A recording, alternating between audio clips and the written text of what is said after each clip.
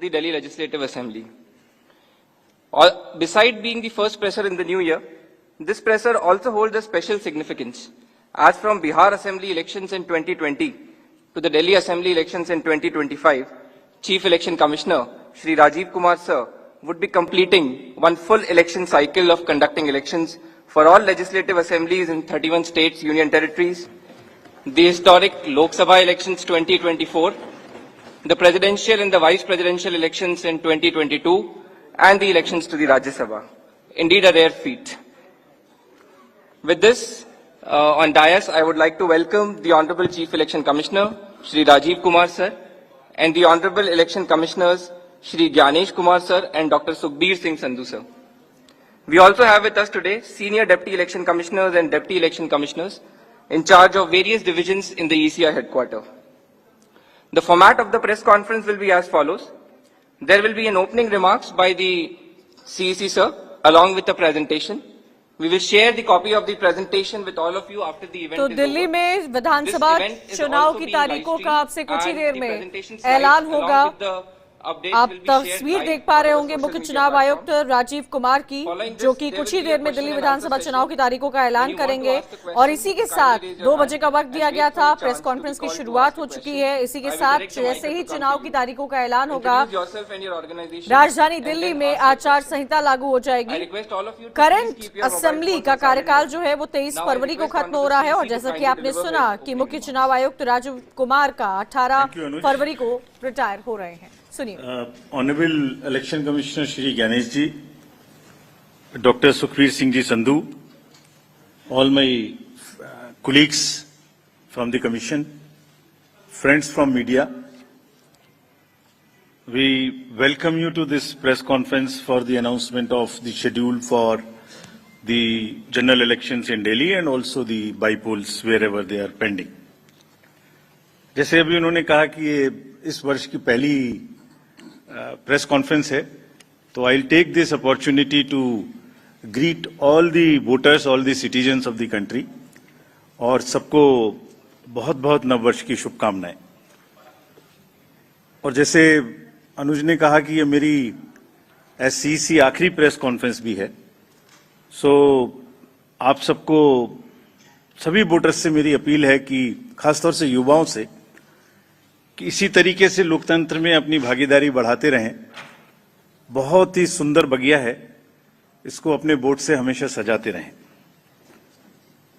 Friends, 2024 has been an year of elections globally.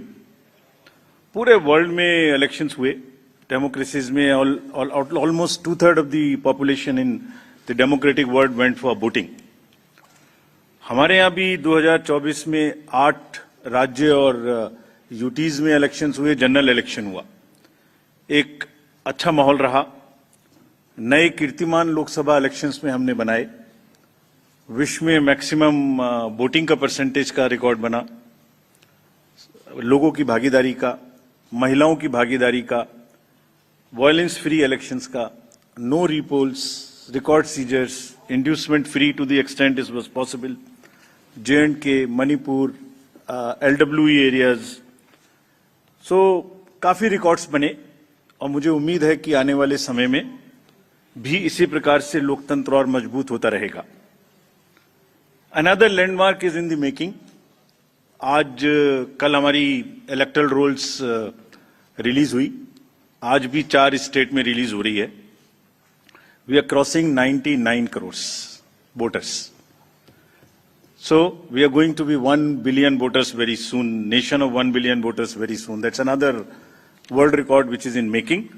But with this SSR, after the declaration by the state of UP, Rajasthan, Punjab and Bihar, which will be declaring their SSR results today, will be crossing 99 crores, first time. महिलाओं की संख्या भी 48 करोड़ से ऊपर पहुंचने जा रही है इस एसएसआर में, which is a very strong indicator and a sense of empowerment for the women of the country. Friends, नए साल में पहली बारी दिल्ली की है, और दिल्ली की अपनी एक विरासत है। एक पूरा देश यहां रिप्रेजेंट होता है। I mean, you can see the entire country in Delhi. मतलब एक विविधता का बिल्कुल एक जागृत नजारा देखने को मिलता है। दिल्ली में किसी भी जगह में चले जाइए, हर कल्चर, हर जगह के लोग आपको यहाँ मिलते हैं। सो रिस्पॉन्सिबिलिटी भी दिल्लीइट्स की बढ़ जाती है and we are sure Delhi will this time vote in larger numbers, और जिसको अगर कह सकें तो दिल्ली दिल से वोट करेगी, ऐसा हमें उम्मीद है। फ्रेंड्स, इन सभी उपलब्धियों के बीच I am coming to a little serious issues, and I'll take some time before I come to the Delhi specific issues. 24 में जहां मैंने इतनी सारी उपलब्धियां गिनाई, वहीं चुनाव के दौरान कुछ डाउट्स, कुछ शंकाएं, कुछ कंसर्न्स भी रेज होते रहे। So prior to coming to Delhi elections, let me on my own tell you what kind of concerns were raised, and I'll narrate all these concerns, and also before coming to Delhi try and answer on each one of them so that no doubts remain. कहा गया कि electoral roles में wrongful addition या deletion कर दिए गए। ये अभी रिसेंट शुरू हुआ जनरल इलेक्शन के बाद, महाराष्ट्र इलेक्शन से। अभी दिल्ली में भी चल रहा है लगातार यही बात। तो आप पूछेंगे, इससे पहले मैं खुद वो प्रश्न दे रहा हूं जो आपके मानस में हैं और सबके मानस में फैला दिए गए हैं। ऐसा भी कहा गया है कि कोई ग्रुप्स को टारगेट कर दिया जाता है, किसी के नाम काट दिए जाते हैं, किसी लोकेलिटी से नाम काट दिए जाते हैं। मैं आज सब बताऊंगा कि ऐसा हो सकता है क्या, ऐसा क्यों नहीं हो सकता। कहा गया कि कुछ कॉन्स्टिट्यूएंसीज में 50-50 हजार वोटर बढ़ा दिए गए, वहां पर कोई पर्टिकुलर पार्टी जीत गई, इस तरीके की चीजें कही गई। ईवीएम्स का तो एक सब जवाब देने के बाद बोला गया कि मैनिपुलेट हो सकती हैं। ये भी 2 बार हो सकता है, कभी बैटरी के नाम पर, कभी किसी नाम पर, कभी कहा गया कि ये ईवीएम इलेक्शन है, लोगों का इलेक्शन नहीं है। वोटर टर्नआउट इंक्रीज हो जाता है 5 बजे के बाद, ये काफी एक विषय पब्लिक में रहा, जनरल इलेक्शन के दौरान भी, उसके बाद भी। कैसे 5 बजे के बाद बढ़ सकता है, कहां बढ़ गया, कौन सी 5 बजे से 10 बजे तक के बीच में कतारों में, लाइनों में लोग खड़े हुए थे, हमें वीडियो दिखाइए। इस तरीके के प्रश्न पूछे गए, जिसके उत्तर मैं आज देना चाहता हूं before going to Delhi election. Also necessary, because the doubts gets removed, you can ask me further questions if you want, and these questions do not come again election after election. Voters में mismatch हो गया, जितने vote पड़े थे वो बढ़ा दिए गए। पहली बात तो ये था वोटर टर्नआउट में, चलिए बढ़ा दिए। उसके बाद काउंटिंग में मिसमैच हो गया, कहीं कम गिन लिए, कहीं ज्यादा गिन लिए, ये भी मुद्दे उठे। काउंटिंग को स्लो डाउन कर दिया गया। अभी एक नया मुद्दा उठा है कि हमने कोई रूल चेंज कर दिए हैं जिससे बहुत बड़ी ट्रांसपेरेंसी खत्म हो गई है। So all these questions are actually, अगर एक बहुत बड़ी पिक्चर आपको मैं दिखाऊं तो 10.5 लाख बूथ हैं कंट्री में। हर बूथ पर 4 से 5 पोलिंग ऑफिशियल्स होते हैं, तो उनका नंबर हो गया 10.5 into 4 भी कर लें तो करीब 45-50 लाख लोग हैं। ये 45-50 लाख जो पोलिंग ऑफिशियल्स हैं, ये उसी स्टेट के होते हैं, डिफरेंट डिपार्टमेंट्स के होते हैं, डिफरेंट स्किल सेट्स के होते हैं, एंड चुनाव से बूथ पे पहुंचने के 2 days 3 days before they are randomized in front of the candidates and teams are formed. So they meet first time 2-3 days. So there cannot be, ऐसा लगता है कि जैसे 40-45 लोग कोई कॉन्स्पिरेसी या कोई गलती गड़बड़ करने के लिए बैठे हुए हैं। इतने सारे क्वेश्चंस देख के बड़ा पेन होता है इनको, because they are at the receiving end. So I will explain how this is not possible or what is the answer to this. I'll attempt answers to all these questions, and it is our duty. Actually, right to question is inbuilt in democracy. It's an inherent right. We respect this. We respect this right. We feel that question करना और उसका जवाब देना हमारी जिम्मेदारी है। तो आज इन सभी सवालों की पूरी इज्जत रखते हुए हम इनका जवाब देंगे 1 by 1। और अगर इसको मैं कुछ शायराना अंदाज में कह सकता तो ऐसे कहता, सब सवाल अहमियत रखते हैं, जवाब तो बनता है। सब सवाल अहमियत रखते हैं, जवाब तो बनता है। आदतन कलम बंद जवाब देते रहे, आज रूबरू भी बनता है। क्या पता कल हम हो ना हो, आज जवाब तो बनता है। आज जवाब तो बनता है। तो friends, before giving you answer, एक पूरी पिक्चर दिखाता हूं आपको। ये स्लाइड देखिए और इसको अपने मानस में थोड़ा बसाइए। अभी अनुज ने कहा कि पिछले 2020 से 30 स्टेट्स के इलेक्शन हुए हैं। 15 स्टेट्स में different parties are the biggest parties. This is the beauty of Indian elections and the democracy. आप देखिए 2020 से स्टेट बाय स्टेट हमने दिखाया। This we are putting on social media. जैसे मैं आपसे बात कर रहा हूं तो आपके ग्रुप में ही आ जाएगा, slide by slide it is being transmitted. 20, 21, 22, 23, 24 हर जगह में different parties are coming to, are getting maximum seats. This is one reflection how fair, how deep rooted the Indian fairness of the Indian elections are. The voter, Indian voter is extremely aware, conscious, he understands everything. तो वही जवाब देता है। But anyway, जो प्रश्न पूछे गए उनका जवाब मुझे देना चाहिए, मैं देता हूं उनका जवाब आपको। एक जवाब देने से पहले अगर ये बात मैं कहूं कि ये पूरी पिक्चर अगर किसी को दिखा दो तो सारी पार्टीज को पता है कि वो जहां उनको वो भी हर जगह में जीते हैं। हर इलेक्शन के बाद एक परिणाम से रिलेटेड, परिणाम के बेसिस पे प्रक्रिया का आकलन नहीं हो सकता। परिणाम अपना निश्चिंत है।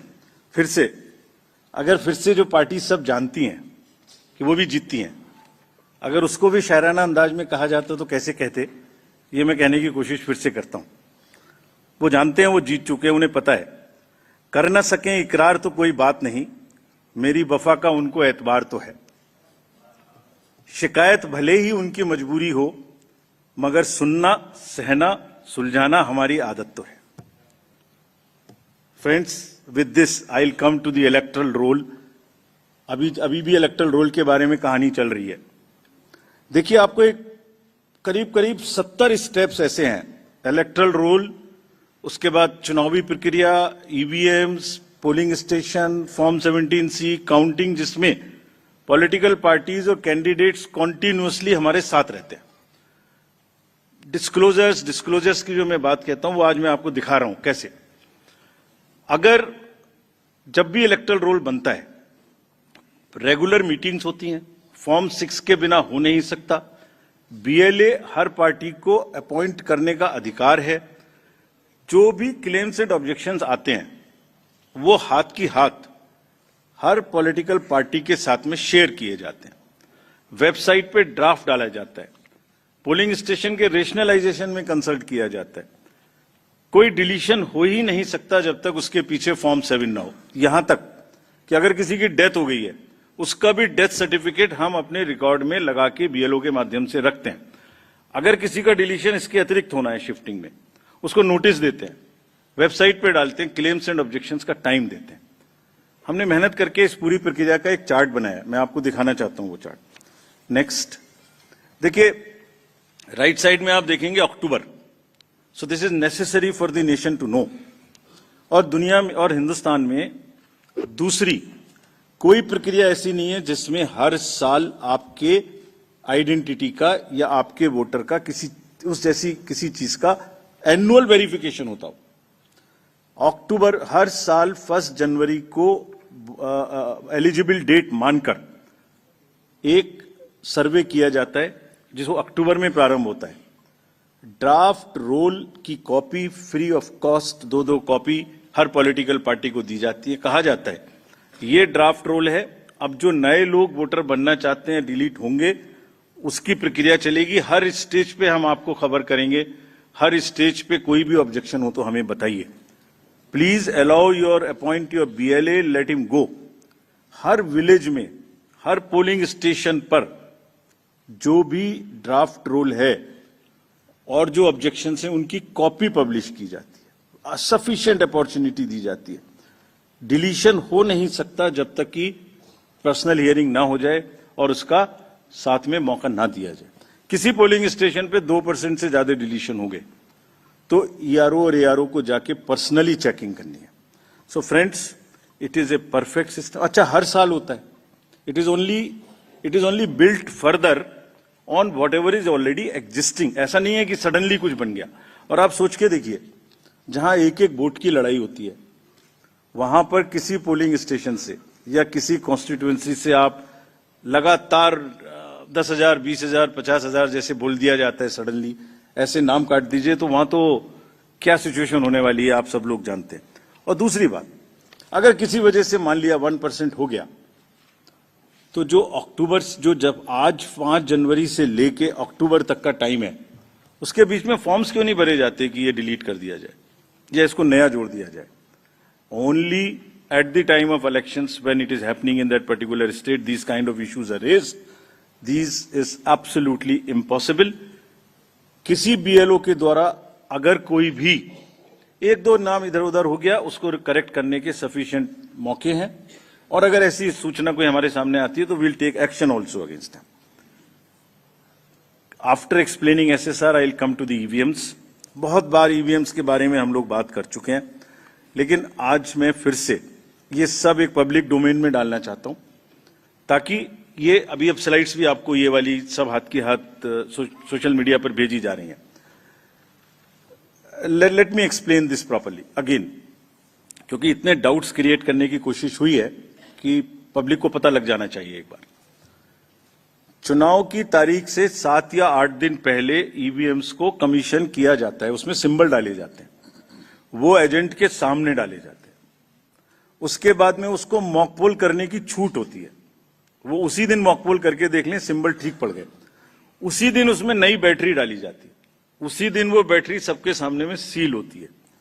उसके बाद उसको उठा के ईवीएम्स को स्ट्रांग रूम में जमा किया जाता है, उन्हीं के सामने सील लगाई जाती है। उसके बाद में जिस दिन पोलिंग डे होगा उस दिन सील उनके सामने तोड़ी जाती है, and they are allowed to remain at the strong room. Polling day में डिस्ट्रीब्यूशन के बाद पोलिंग स्टेशन पे सबसे पहले कहा जाता है, आपको ये वाली सीरियल नंबर की पोलिंग ईवीएम दी गई थी, प्लीज चेक वही है, आपने सील लगाई थी, प्लीज चेक वही है, उस दिन आपने मॉक पोल किया था, आज फिर कर लीजिए, सुबह सबसे पहले फिर मॉक पोल कर लीजिए। Polling agent is inside the polling station.